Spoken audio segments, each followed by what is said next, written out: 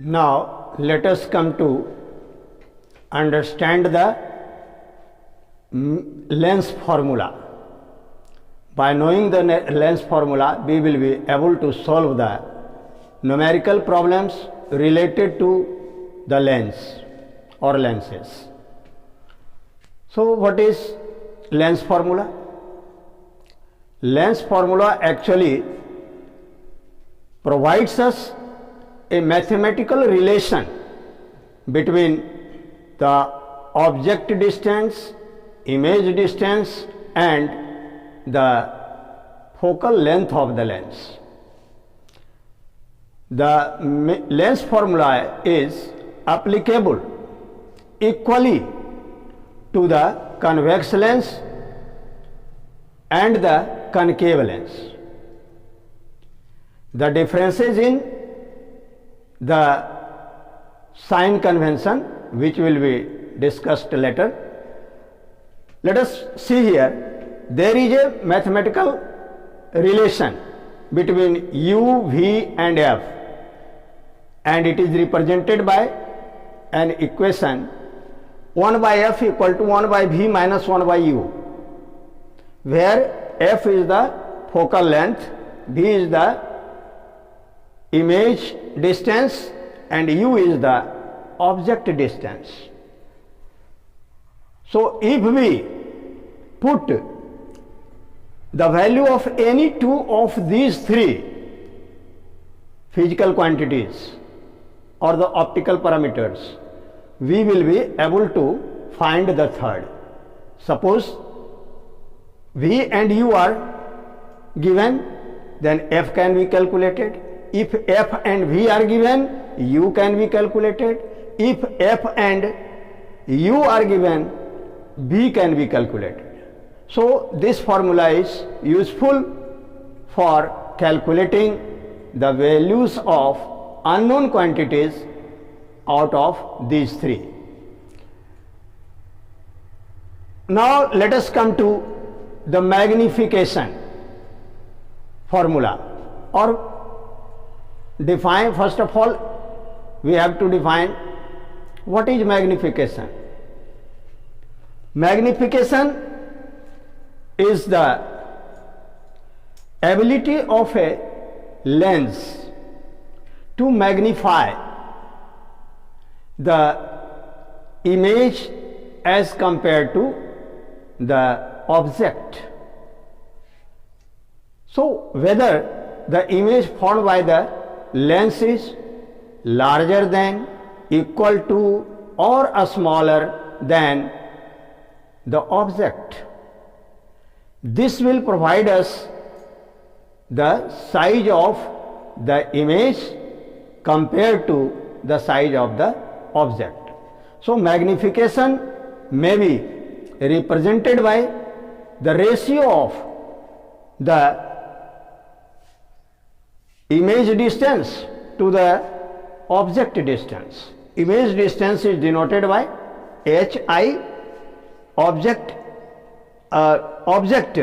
of the object is denoted by ho, and the size of the image is denoted by hi. So magnification m can be written as m equal to hi by ho, means size of image by size of object. Size means length of image by the length of object. The magnification may also be expressed in terms of the object distance and image distance. It is defined as the ratio of image distance by the object distance. As you already know, image distance is denoted by v and object distance is denoted by u. So m may be represented by m equal to v by u. M equal to v by u. So by combining these two relations, we can write m equal to hi by h naught equal to v by u. Here there is no negative sign in front of Vyu as it was given in the mirror formula. So here we have to remember the magnification M equal to Hi by Ho equal to V by U. Now if we are given any three of these four quantities, we can find out the fourth one easily using this formula, by using this formula. So this will also be very useful for solving the numerical problem. If you go through the exercise, you have to use any of these three relations, either magnification M equal to V by U, M equal to Hi by H naught, or M equal to Hi by H naught equal to V by U collectively. So this is the all about lens formula and lens and magnification formula, lens magnification formula. Now let us come to understand the sign convention used or have to be followed during solving the numerical problems. Just like the sign convention of the mirrors, there are also some rules regarding the sign convention in cave or convex lenses. The sign conventions are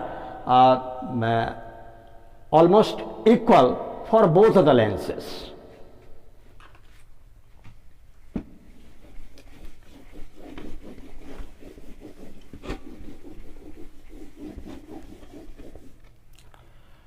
So what is the sign convention? Sign convention.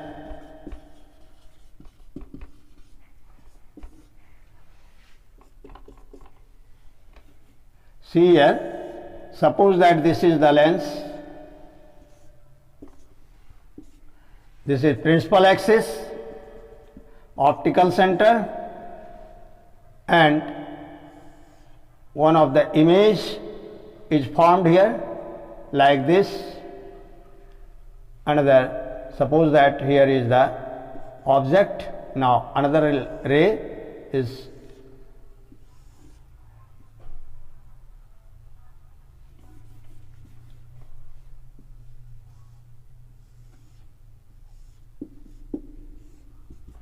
so this is the lens. Now optical center may be considered as, this is also known as Cartesian sign convention, Cartesian sign convention. Just like we use the Cartesian axis in coordinate geometry, in the same way, same Cartesian coordinates are taken here. O is considered as the optical center, is considered as the origin. Suppose that this is origin. Now lens, all the distances are measured with respect to the lens, means optical center. First of all, the rule first says that object must be placed on the left side of the lens. Object should be placed on the left side of the lens, means left side of the optical center. So anywhere, whatever be the standard positions of the object, that they must be placed there, but all the distances are measured. The second rule says that all the distances are measured with respect to optical center. Objects are placed left side of the optical center. Second, all the distances are measured with respect to the optical center. Third one, the distances measured in a direction of, in the direction of incident rays. The distances measured in the direction of incident rays are taken positive. So see here, this is the direction of incident ray. So all the distances measured right to the optical center, will be positive. And the fourth rule states that the distances measured in a direction opposite to the incident ray, direction of the incident ray. The distances measured in the direction opposite to the incident ray are taken negative. So all the distances here in this direction are taken negative. Here from optical center to the right positive and left negative. Now next rule is that all the distances measured above the principal axis, all the distances measured above the principal axis are taken positive, and the distances measured below the principal axis are taken negative. So this is positive and this is negative. So these are the different sign conventions which we have to apply during solving the numerical problems. Have you followed? Okay. So now let us proceed towards the next remaining part of this chapter, that is, what is the power of the lens? What is the power of the lens? So let us now complete the lesson by, or conclude the lesson by studying the power of lenses.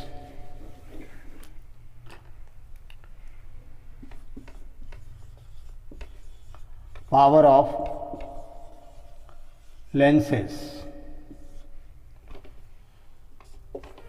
What is power of lens? The power of lens means the ability of a lens to converge or diverge the refracted rays of light.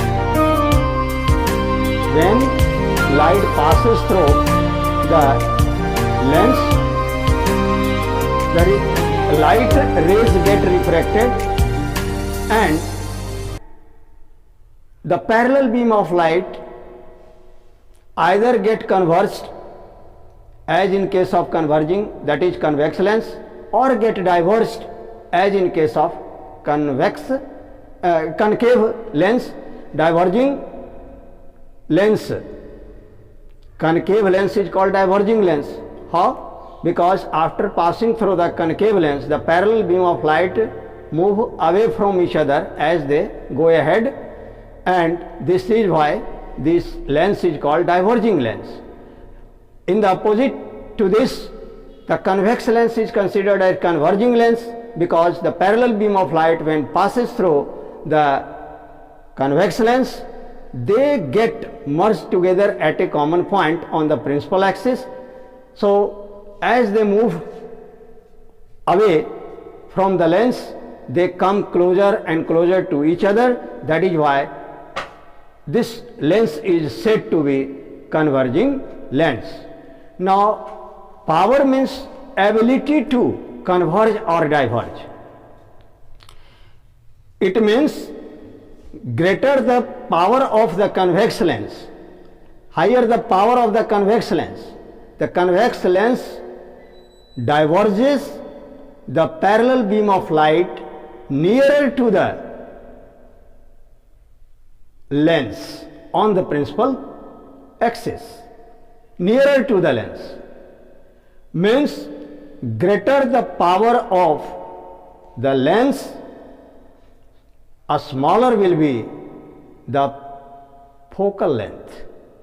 Means nearer the point of convergence, a smaller the focal length.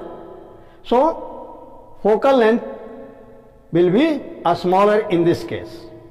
As the power decreases, focal length increases. In the same way, for concave lens, for the concave lens, what is the power of lens? Power of divergence. greater the power of lens, more will be the diverging ability of the lens. Means the refracted rays get more and more diverged, and if we extrapolate the diverging rays in case of concave lens, the extrapolated rays meet together on the principal axis nearer to the lens.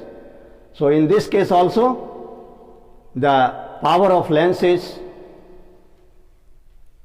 reciprocal of the focal length. Means what?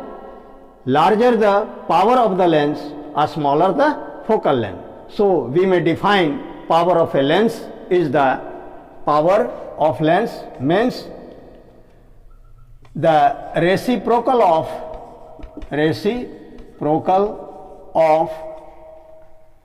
the focal length.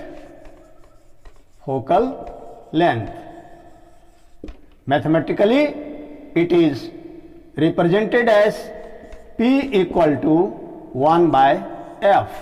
P equal to 1 by F, where P is the power of the lens and F is the focal length of the lens. Now P is inversely proportional to focal length. P is inversely proportional to the focal length, means greater the focal length, smaller the power, and smaller the focal length, greater the power. Okay. Now SI unit of power. SI unit of power is diopter. It is denoted by D, capital D. Diopter. SI unit of power is diopter. Now how can we define one diopter? If the focal length is expressed in meter, if the focal length is 1 meter, unit value must be given here. If the focal length of the lens is 1 meter, then what will be the power? Its power will be 1 by 1 meter, means 1 diopter. What will be the power? 1 diopter. So P equal to 1 by 1 meter means 1 diopter. P equal to 1 by 1 meter means 1 diopter. Suppose we are given a lens whose focal length is 20 centimeter. What will be the power of the lens in this case? The centimeter must be converted into meter. So we have to write the power of the lens having focal length 20 centimeter. It will be represented as P equal to 1 by 20 cm. Means what? Centimeter must be converted into meter. So 1 by 20 by 100 means 100 by 20 diopter. This will be 100 by 20 diopter means 5. That is 5 diopter. So if the focal length, which is generally given, focal length of the lens is commonly given in centimeter. So if it is given in centimeter unit, it must be converted into meter to get the value in diopter. So it must be divided by 100, or you may say that 100 by the focal length expressed in centimeter. This will give you the value of the power of lens in diopter. The power of lens for the convex lens is positive. It is denoted by plus D, suppose that the lens is convex and power is 5 diopter, then it will be represented, it is written as plus 5d, plus 5 diopter. And if the lens is concave, the focal length of concave lens is taken negative as per sign convention. That is why the power of the concave lens is expressed in negative form. That is, it will be, suppose that power of a lens is 2.5. So what will be the power of lens, concave lens? That is minus 2.5 diopter. Minus 2.5 diopter means you have to find out or calculate the power by using the focal length. If focal length is not given, radius of curvature is given. Radius of curvature must be converted into focal length, that is r equal to 2f. Or if you are given u, v and so on, then using the mirror formula, first find out the value of focal length, then if magnification is given, use the magnification formula. So whatever be the requirement for the question, you have to use the proper formula, lens formula, mirror formula, magnification formula, or the power of lens formula. You will be able to solve any type of questions given in the text or anywhere related to this topic. In this way, we have concluded the chapter. Now you have to solve the problem. If you feel any problem regarding solving the exercise or going through the chapter, you should ask any question by giving your questions in the comment box, and we will be able to solve or satisfy you as far as possible. I think you will you have studied the chapter well. Now this is the concluding part of the topic. Thank you very much.